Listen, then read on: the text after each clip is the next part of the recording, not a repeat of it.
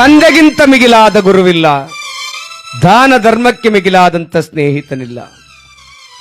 ಬದುಕಿದ್ದಾಗ ತಾಯಿನ ತಂದೆಯರಿಗೆ ಅನ್ನ ಹಾಕಬೇಕು ಅಂದ್ರೆ ಇವತ್ತಿನ ಮಕ್ಕಳು ಬಹಳ ಯೋಚನೆ ಮಾಡ್ತಾರೆ. ಹೆಂಗೆ ಅಂದ್ರೆ 3 ಜನ ಗಂಡು ಮಕ್ಕಳಿದ್ರೆ ನಾನು ಒಬ್ಬನೇ ಎತ್ತಿರೋದು, ನೀನು ಹೋಗು ಅಲ್ಲೋಗು, ಅಲ್ಲಿ ಕುಂಬಳಿಸ್ಬಿಟ್ಟು ಬರೋಗು, ಅಲ್ಲಿ ಉಂಡ್ಬಿಟ್ಟು ಬರೋಗು, ನಡ್ಕಲೋನ್ ಮನೆಗೆ ಹೋಗು, ಹಿರಿಯೋನ್ ಮನೆಗೆ ಹೋಗು. ಬರೀ ತಾಯಿನ ನಾಯಿ ತರ ತಿರುಗಿಸೋದ್ರಲ್ಲೇ ಕಾಲ ಕಳೆದು ಬಿಡ್ತಾರೆ. ವಾ, ಅನ್ನ ಹಾಕದ ಮನೆ ಯಾವತ್ತೂ ಕೆಟ್ಟೋಗಿಲ್ಲ.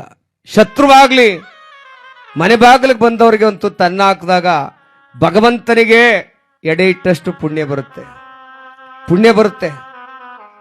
ಯಾಕೆ ಅಂದ್ರೆ ಇವತ್ತು ನೋಡ್ತಾ ಇದ್ದೀರಿ ತಾವೆಲ್ಲ, ಕೆಲವು ಜನ, ಎಲ್ಲರೂ ಅಲ್ಲ, ಎಲ್ಲರೂ ಒಳ್ಳೆಯವರಿದ್ದಾರೆ. ಅತ್ತೆದಿರು ಒಳ್ಳೆಯವರವ್ರೆ, ಸೊಸೆದಿರು ಒಳ್ಳೆಯವರವ್ರೆ. ಕೆಲವು ಜನ ಮಾತ್ರ ತಾಯಿಯನ್ನ ನಾಯಿಗಿಂತ ಕೀಳಾಗಿ ಕಾಣಿಸ್ತಾ ಇದ್ದಾರೆ. ನಾನು ಒಂದು ಹಳ್ಳಿನಲ್ಲಿ ಪ್ರೋಗ್ರಾಮ್ ಮಾಡಕ್ ಹೋಗಿದ್ದೆ. ಒಬ್ಬ ತಾಯಿ ಬಂದು ನನ್ನ ಮಾತು ಕೇಳ್ಕೊಂಡು ಗುಳೋ ಅಂತ ಹೇಳ್ತಿದ್ಲು. ಕಾರ್ಯಕ್ರಮ ಎಲ್ಲ ಮುಗೀತು. ಅಪ್ಪ ಒಂದು 20 ರೂಪಾಯಿ ಕೊಡಪ್ಪ, ಅಲ್ಲಿ 2 ಇಡ್ಲಿ ತಿನ್ಕ ಬರ್ತೀನಿ ಅಂದ್ಲು. ಯಾಕವ್ವ ಇಲ್ಲಿ ಊಟ ಮಾಡೋದಿಲ್ಲ ಅತಿಥಿ ಮನೇಲಿ ಅಂದೆ.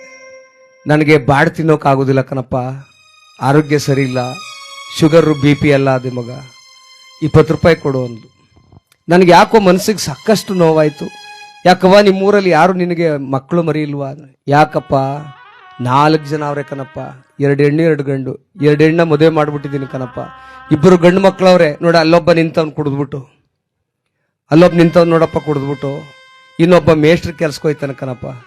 ಯಾಕವ್ವ ಅವ್ರು ಯಾರು ನಿನ್ ಸಾಕೋದಿಲ್ವಾ? ಅಯ್ಯೋ ಮಗ, ಒಂದು ತನ್ನ ಹಾಕಿ 5 ವರ್ಷ ಆಯ್ತು ಕಣಪ್ಪ ನನ್ನ ಮನೆಗೆ, ಅವ್ರ ಮನೆಗೆ ಸೇರಿಸ್ಕೊಂಡು ಮನೆ ಬಾಗಿಲಿಗೆ ಹೋದ್ರೆ ಮಗನೂ ಹೊಡಿತಾನೆ, ಸೊಸೆನೂ ಹೊಡಿತಾಳೆ ಕಣಪ್ಪ.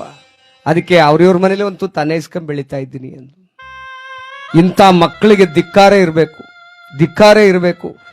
ಬದುಕಿದ್ದಾಗ ಅನ್ನ ಹಾಕೋಕ್ಕಾಗದೆ ಇರೋ ಯೋಗ್ಯತೆ ಇಲ್ದಿರೋ ಮಕ್ಕಳು ಸತ್ತಾಗ ಸಮಾಧಿ ಮೇಲೆ ಸಾವಿರಾರು ತರ ತಿಂಡಿ ಮಡಗ್ತಾರೆ. ಏನ್ ಪ್ರಯೋಜನ? ಅವಮ್ಮ ಬಂದು ತಿಂದಾಳಪ್ಪ, ಅವಪ್ಪ ಬಂದು ತಿಂದನ? ಯಾರು ತಿನ್ನೋದಿಲ್ಲ. ನಾಯಿ ನರಿಗಳು ತಿನ್ಕೋಯ್ತವೆ, ಕಾಗೆ ಹದ್ದುಗಳು ತಿನ್ಕೋಯ್ತವೆ. ಬದುಕಿದ್ದಾಗ ಅನ್ನ ಹಾಕಿ ಯಾಕೆ ಅನ್ನ ಹಾಕ್ತಾ ಇಲ್ಲ? ತಾಯಿ ತಂದೆಗಳನ್ನ ನೋಡ್ತಾ ಇಲ್ಲ. ಹಿಂಗೆ ಒಬ್ಬ ಮಗ ದೊಡ್ಡ ಕೆಲಸದಲ್ಲಿದ್ದ, 2 ಅಂತಸ್ತಿ ಬಿಲ್ಡಿಂಗ್ ಕಟ್ಸವನೆ. ಅವ್ರವನ್ನ ಊರಲ್ಲಿ ಕರ್ಕೋಗ್ಬಿಟ್ಟವನೆ.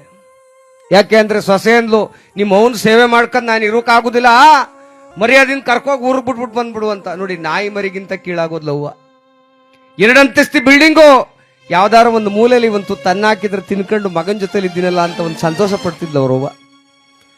ಊರಿಗೆ ಕರ್ಕೊಂಡ್ಬಂದ್ಬಿಟ್ಟು ಅವ್ರವನ್ನ ನೋಡಕ್ ಹೋಗೋದನ್ನೇ ಬಿಟ್ಬಿಟ್ಟ ಮಗ.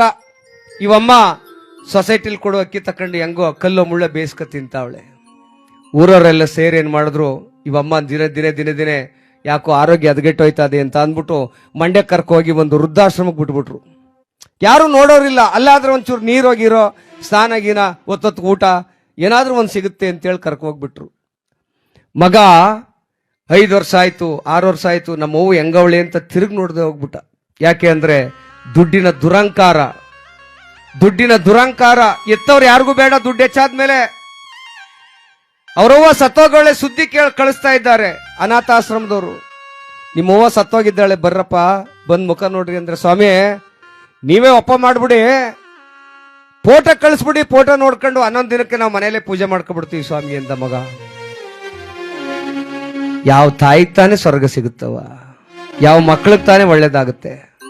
ಇವತ್ತು ಎಷ್ಟೋ ಮಕ್ಕಳು ಈ ಸ್ಥಿತಿಗೆ ಬಂದು ತಲುಪೋಗಿದ್ದಾರೆ. ಕಾರಣ ಮನಸ್ಸಿನೊಳಗಿರ್ತಕ್ಕಂಥ ಅಹಂಕಾರ, ಮನಸ್ಸಿನೊಳಗಿರ್ತಕ್ಕಂಥ ಅಹಂಭಾವ, ತಾಯಿ ತಂದೆಯರ ಮೇಲೆ ಇಲ್ಲದೆ ಇರೋ ಪ್ರೀತಿನೇ ಇಲ್ಲ. ಎಷ್ಟೋ ಮಕ್ಕಳಿಗೆ ಪ್ರೀತಿನೇ ಇಲ್ಲ. ಎಂತೆಂತ ದುಷ್ಕೃತ್ಯಗಳನ್ನು ಎಸಗ್ತಾ ಇದ್ದಾರೆ ಗೊತ್ತಾ? ಇವತ್ತು ಅಣ್ಣ ತಂಗಿ ಸಂಬಂಧ ಬಾಂಧವ್ಯ ಹಾಳಾಗ್ತಾ ಇದೆ. 9 ವರ್ಷದ ಮಗು, ಒಂದು ಮಗು ಎತ್ತವಳೆ. ನಮ್ಮ ಭಾರತದಲ್ಲಿ 9 ವರ್ಷದ ಮಗು ಗರ್ಭಿಣಿಯಾಗಿ ಮಗು ಎತ್ತಿದ್ದಾಳೆ. ಆ ಮಗುವಿಗೆ ಕಾರಣ ಯಾರು ಗೊತ್ತಾ? ಅವ್ರ ಸ್ವಂತ ಅಣ್ಣನೇ ತಂಗಿ ಜೊತೆಲಿ ಸಂಬಂಧ ಮಾಡಿ ಮಗು ಕೊಟ್ಟಿದ್ದಾನೆ. ಈ ಸಂಬಂಧಕ್ಕೆ ಏನಂತೀವಿ ನಾವು? ಸಂಬಂಧಗಳಿದೆಯಾ? ನಮ್ಮ ಸಂಸ್ಕಾರದಲ್ಲಿ ಇದಿದೆಯಾ? ಅಕ್ಕ ತಂಗಿ, ಅಣ್ಣ ತಮ್ಮ, ಆ ತಾಯಿ ತಂದೆಯನ್ನು ಬಾಂಧವ್ಯ ಎಲ್ಲೋಯ್ತು? ಎಲ್ಲಿ ಸತ್ತೋಗ್ತಾ ಇದೆ? ಎಲ್ಲಿ ಸತ್ತೋಗ್ತಾ ಇದೀಯವ್ವ?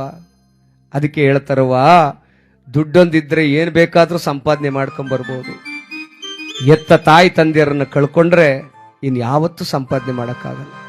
ಬೆಳಗ್ಗೆಯಿಂದ ಸಂಜೆ ತನಕ ದೇವಸ್ಥಾನದಲ್ಲಿ ಹೋಗಿ ಕೂತಿದ್ ಬನ್ನಿ, ಆ ದೇವ್ರು ನಿಮ್ಗೆ ವರ ಕೊಡ್ತಾನೆ ಇಲ್ವೋ ಗೊತ್ತಿಲ್ಲ.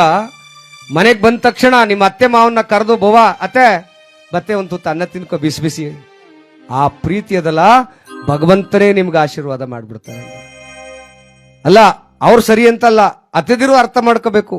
ಸೊಸೆದಿರಿಗೆ ಒಂದಷ್ಟು ಕಲ್ತ್ಕೊಳ್ಳೋದಕ್ಕೆ ಅವಕಾಶ ಕೊಡಬೇಕು. ಅತ್ತೆದಿರನು ಅಹಂಕಾರ ತೋರಬಾರ್ದು. ಯಾಕೆ ಅಂದ್ರೆ ಎಷ್ಟೋ ಅತ್ತೆದಿರು ಸೊಸೆ ಮಾಡೋ ಕೆಲಸ ಒಪ್ಪುದೇ ಇಲ್ಲ. ನನ್ನ ಮಗನಿಗೆ ನೀನು ಹೆಂಡತಿಯಾಗಿ ಬಂದಿಲ್ವಾ ಅಂತ ಬಂದು ಮನೆ ಬೆಳಗಕ್ಕೆ ಬಂದಿರ್ತಾಳ ತಾಯಿ, ಅವಳಿಗೂ ಅವಕಾಶ ಕೊಡಬೇಕು. ಆದ್ರೆ ವಯಸ್ಸಾದವ್ರಿಗೆ ನಾವು ಹೆಚ್ಚು ಇಂತರಿಕ ಮಾತಾಡ್ತಾ ಹೋದ್ರೆ ಆ ಮನೆಯಲ್ಲಿ ಕಲಹಗಳ ಆರಂಭ ಆಗ್ತದೆ. ಅದಕ್ಕೆ ಅವ್ರು ಮಾತಾಡ್ಲಿ, ನಾವು ಮೌನವಾಗಿದ್ದು ಬಿಟ್ರೆ ಎಷ್ಟೋ ಉತ್ತರಗಳು ಸಿಗುತ್ತೆ, ಎಷ್ಟೋ ಕಷ್ಟಗಳು ಮಾಯ ಆಗುತ್ತೆ ಅಲ್ವಾ? ಯಾರಾದ್ರೂ ಒಬ್ಬರು ಸೋತವನಿಗೆ ಸುಖ ಬಾಳುವಂತ ದೊಡ್ಡವ್ರು ಹೇಳೋದು ಮಾತ್ಯಾಕೆ? ಅದಕ್ಕೆ ಸೋಲೋಣ ಅಂತ ಹೇಳ್ತಾ ಆ ತಾಯಿಯ ತಂದೆಯನ್ನ ನಾವು ಯಾವತ್ತೂ ಕಡೆಗಣಿಸಬಾರದು.